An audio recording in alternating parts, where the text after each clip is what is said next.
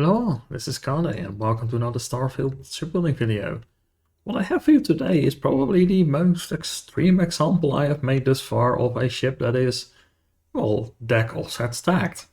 As well, as you can see, we're scrolling behind the ship here, looking through all of the amazing, we can look straight down the middle of it. Yes, in fact, we have completely separated our decks except for two little companionways on either side. Does that mean that this is the most efficient design? Absolutely not.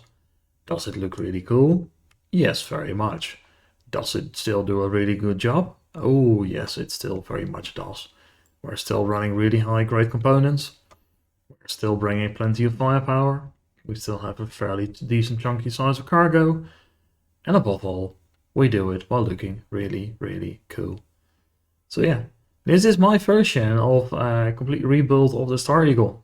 It is a B-class vessel, so I went from the A-class to a B-class. You can see here as well by the engine, so we're running full B-class engines, B-class reactor. And forgot if it's a B-class or an A-class grass drive. We'll take a look at that in a moment. But yeah, it's in my opinion a really interesting little design like this. Something a little bit different than the usual fill everything in as much as we can. So instead of doing that, we have just a lot of open space to look around at and to play around with. And I also use that space then to mount the turrets inside of these little gaps. Is it very realistic? No, but it does look really quite interesting. So with that being the exterior, let's take a look at the interior. Afterwards, of course, we're going to be taking this one apart and show you how she's being built. So, we're getting out of our seat here. This is a Tayo bridge. They are really nice, light and spacious. They're not, of course, as large as the big Cabo bridges from Nova Galactic, but those, of course, are in essence a lot larger period. But this one feels really quite large because of the bright colors inside and the very large windows. Then to the back of it here, we find ourselves a computer core. So this is Stroud, as always. I like their computer core design a lot because it has a different layout. Then from here we go into a control station, so that provides us with a bunch of our crew spots.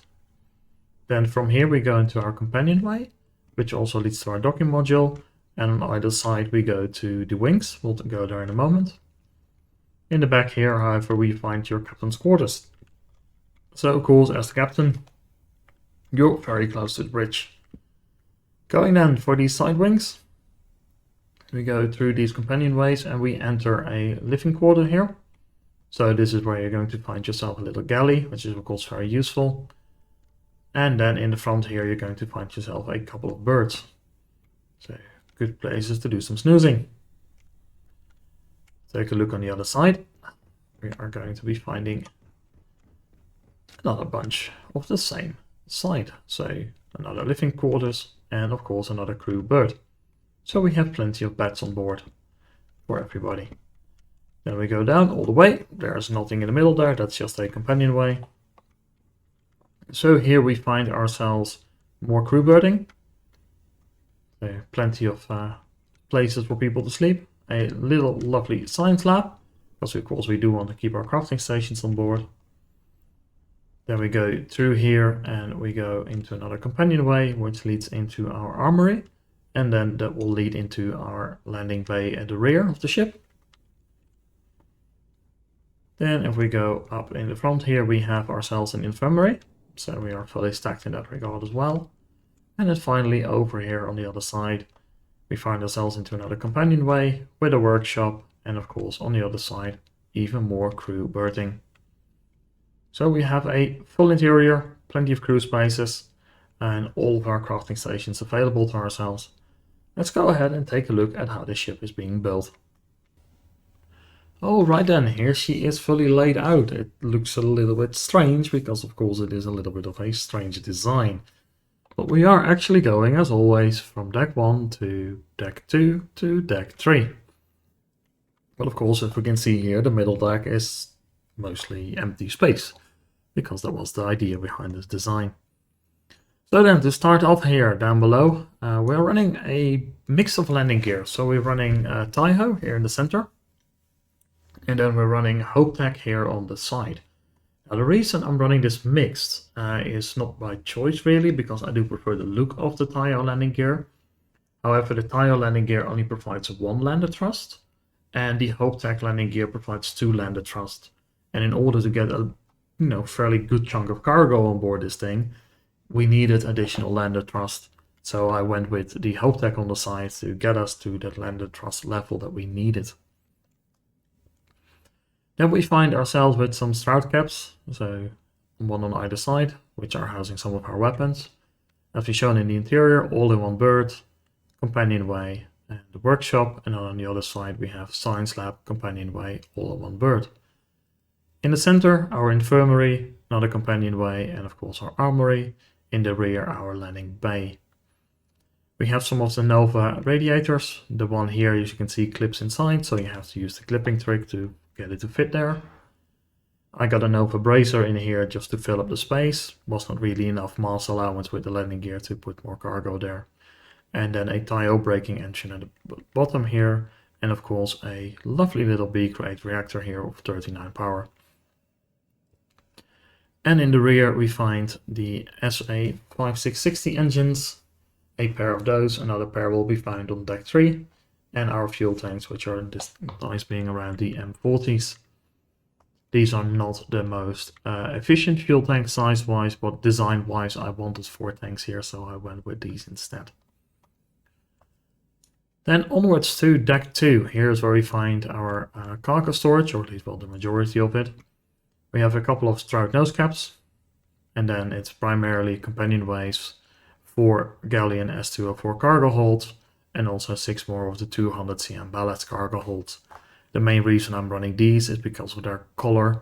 I really like this gold foil aesthetic color on the ships. It's also why I like to use the radiators, and with these things that gives quite a nice contrast in my opinion.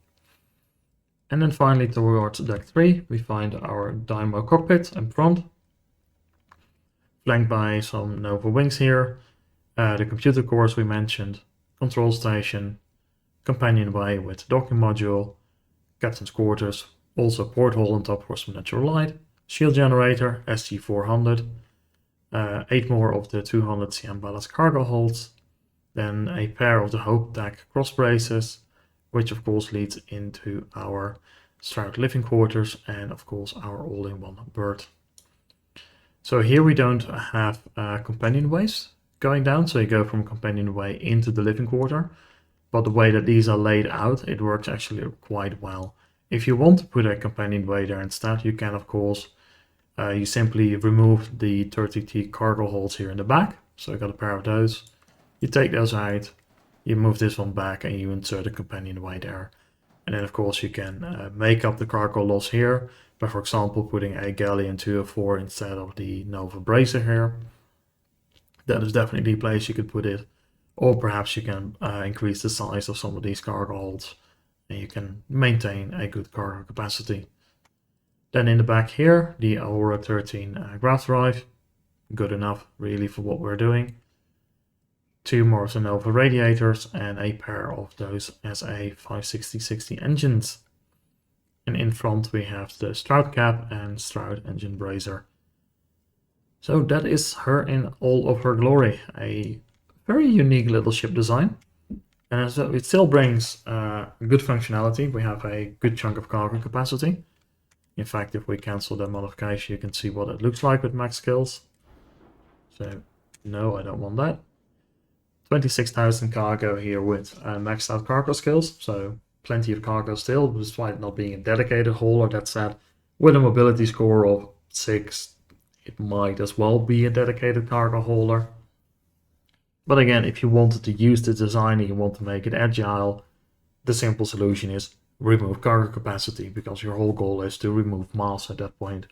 And by removing a bunch of the cargo capacity, it will become a very agile ship again. We're also packing plenty of shields, 7 crew slots, decent enough hull HP, enough fuel to get around to most places, not amazingly long range, but again, if you want to make some other trade-offs, you definitely can put some larger tanks in there without any issue. But yeah, that is my version of the Star Eagle. A bit of a complete redesign here, of course. I don't think there's anything left of the original. But I do think it looks really quite cool. And I do like the floating deck here so that you have on top. It is of course not a very realistic design, but it reminds me a little bit of the Romulan Dideric's warbird from Star Trek, which of course famously has these double wing design. Of course that one is connected in front and rear as well, but in order to get something like that and to make it look good in this game is kind of impossible without mods. So this is what I get to for the closest. Anyhow, I hope you find it a interesting design as being something else. Let me know if you want to see more of the book sort of designs where we still try to maintain a level of functionality, but we're willing to sacrifice a degree of functionality in exchange for just the unique design. With that all said, as always, I'd like to thank you very much for watching. Until next time, I've been Kade. Goodbye.